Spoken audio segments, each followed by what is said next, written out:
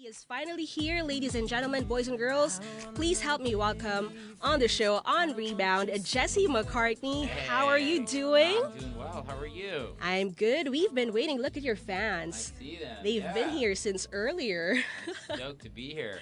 I cannot believe we were talking off the air since he got here, and I cannot believe that it is your first time now in Manila and in the Philippines. Yeah. We've been waiting like for 15 years. I know. It seems like I would have gotten here a lot earlier, but I'm thrilled to be here now, and I'm really looking forward to the Saturday night show. Be performing Saturday, here, so yes, for the we are first all time. excited about Yeah. that. First time in Manila, first time in Southeast Asia. Yep. So there are a lot of first times for you. Right now, you arrived last night, right?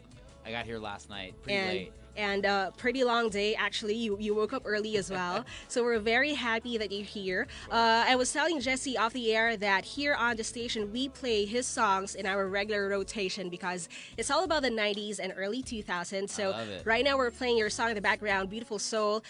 We also have Just So You Know and Leave In. One of my favorites would be Body Language, but what Good. would be your personal favorite? Body Language is one of them for sure. I love performing that song live. It feels it's just super upbeat, and the fans love it.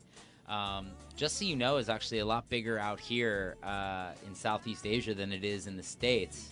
So it's always exciting to see the reaction when I play that song live.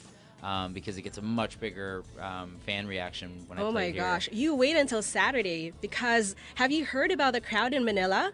We sing to almost any song from our favorite Well, you guys are performers. also really great singers. I don't know what Well, you guys are yeah. drinking out here, but everyone sings very well, and I think there'll probably be some people jumping on stage trying to grab the microphone. Oh, you during can the bet on show. that, but I'm sure that everyone will be singing along. And since we're 90s and 2000 stations, who would be your musical influences from the 90s and early 2000s? Ooh, that's a good question. I would say Craig David was probably a big one for Ooh, me. we just in played the- him earlier. Did you? Yeah. Craig The David, Born to yeah. Do It album was probably one of the single greatest albums of my childhood that really shaped who I was vocally and musically.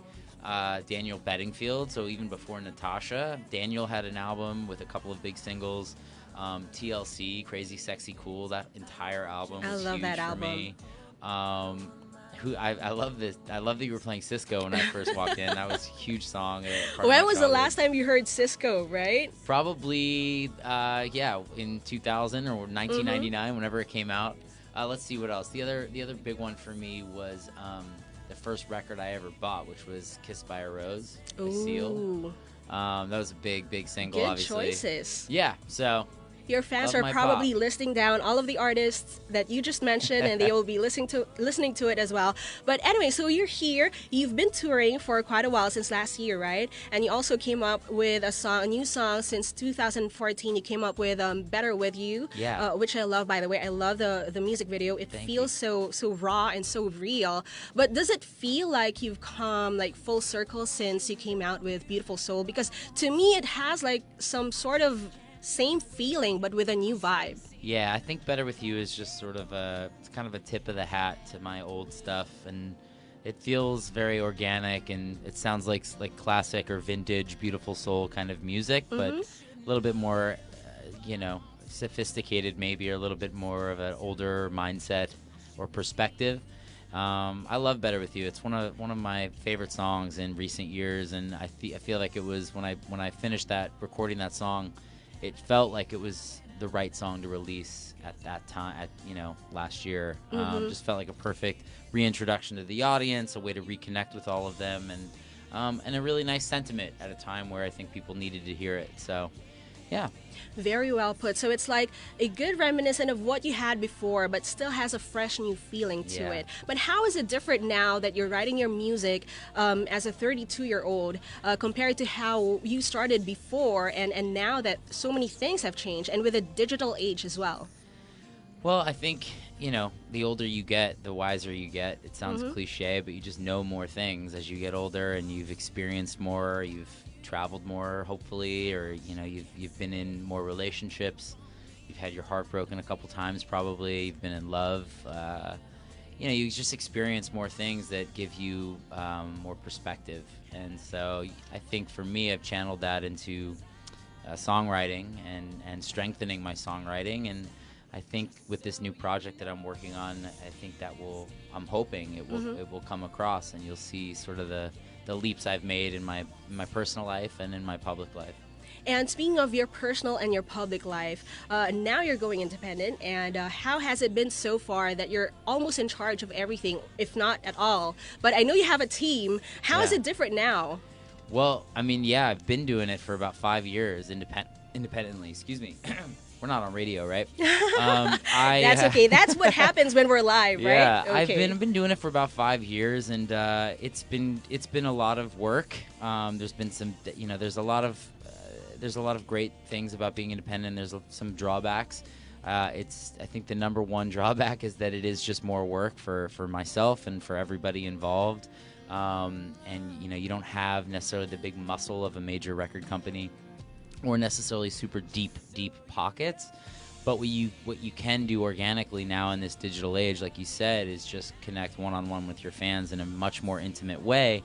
And it sort of brings you closer to them in a way that you weren't able to do when I first started in this industry. You were always sort of a couple degrees separated. It just always felt like you were an arm's length away. And now it's more intimate than ever.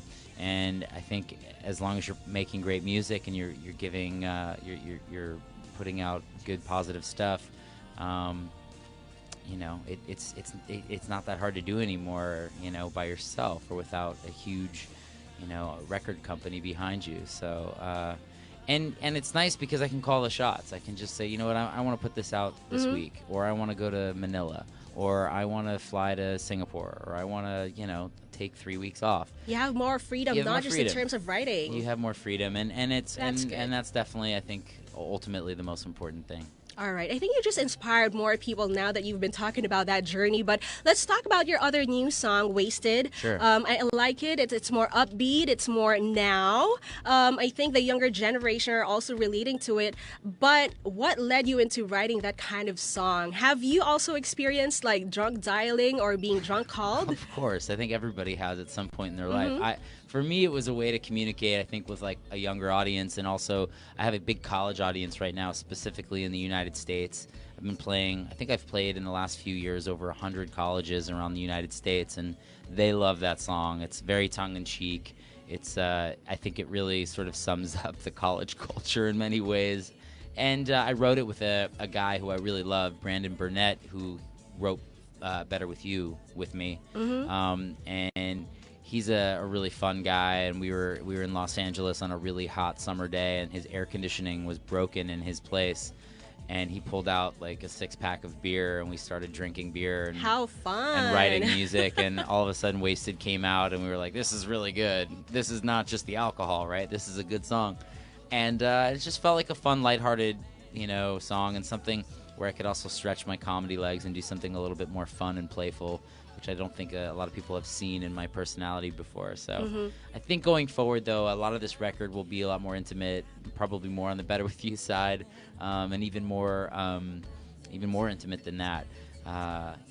There'll be something for everybody, but I think going forward for me, I just really wanted to strip everything down and get back to the organic roots and storytelling. That's good. Now, you mentioned comedy earlier. A lot of people are aware already that you're also an actor, but now you're getting more into comedy. I see some of your sketches. Yeah. What is it about it that you enjoy the most? Because comedy is hard. It's very hard.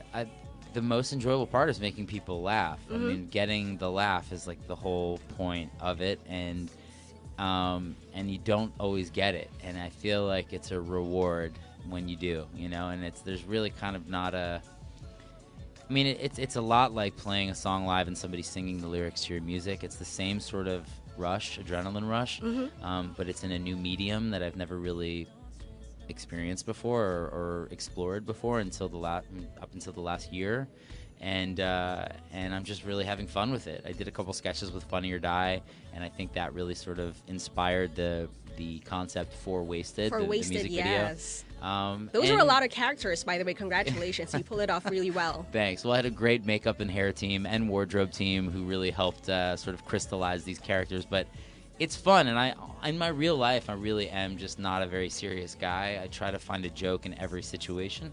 And so I feel like more than ever, it's a part of me I want to share with people. So. All right, so let's talk about the concert. Again, it's happening on Saturday, but you've been touring around. You just came from Vietnam.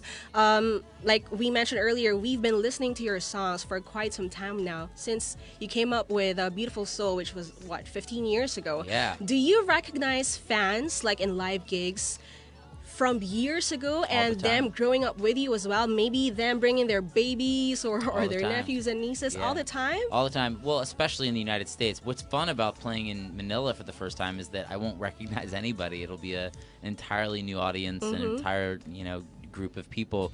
But in the U.S., I've had fans that have been around since I was, some of which have been around even before my solo career when I was on All My Children, which is a soap opera, and I was in a very short-lived boy band called Dream Street when I was like 12. And some of them now are showing up with their 5-6-year-old kids, and they're like, it's a new generation of Jessie fan. It's pretty surreal. I'm very grateful for all of it. Do you like big performances more than intimate ones, or are there like special, a little special something for each and every one of these performances? They each have their charm. I think playing for a big audience for obvious reasons is just the power of a big crowd is just overwhelming, and you just feel so small and also so big at the same time, and you feel like you're a part of something bigger, which is cool. And then there's just really something exciting about playing for a very intimate audience. I've played for states, colleges in the U.S. There are thousands and thousands of people, and I've played for like 50, 60, 100 people where you can almost talk to everyone in the audience. You feel like you're communicating one-on-one with them, and there's something, I feel like there's a lot more that can happen that's interesting in a smaller show. All right. Now, we have to wrap this up because I'm sure that you also have other things on your list right now. 64 other radio stations, but this one we wanted to hit first because we love you. Thank you very much for dropping by. But very quickly, okay, since a lot of your fans, a lot of our listeners grew up listening to your music, let's have like a slumbook kind of questionnaire. Very quickly, cool. Beach or mountain? Mountain. Mountain. How about pizza or burger? Burger. Salad or steak? Steak. Hugs or kisses? Kisses. Biggest misconception about you? That I like salads over steaks. Any hidden talent that we don't know about yet? I don't think so. I think you Nothing, guys. everything's I out think there? It's all out there. How about your first celebrity crush? Ooh.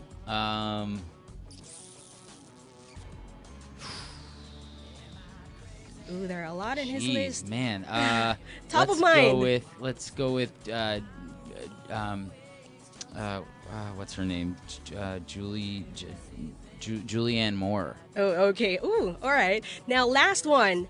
What would you tell if you can talk to your 17-year-old self? What would you tell him right now as your 32-year-old self? To stop, smell the roses, enjoy every second of it, never take anything for granted, and and stay at it. You're doing a good job. Oh, wow. Thank you very much. All right, please invite everyone once again to your concert on Saturday. Yes, please, guys. I would love to see you all. This is my first debut performance here in Manila on Saturday night. I hope to see each and every one of you. I can't wait to meet you guys, and we'll be playing a lot of throwback songs and a couple new ones, so come check it out. Thank you so much for dropping by. First time in Manila, first time on Klite. How about we give a big round of applause for Jessie McCartney? For all of you folks who haven't bought your tickets yet, you still have time. There are still some tickets left. You can check out www.ticketnet.com.ph or call 911-5555. Thank you so much, Jessie. We'll see you on Saturday on your concert. See you Saturday. Let's close this now with your hit from 2008. Here's Leavin', only here on The Rebound. We are 103.5 Klite.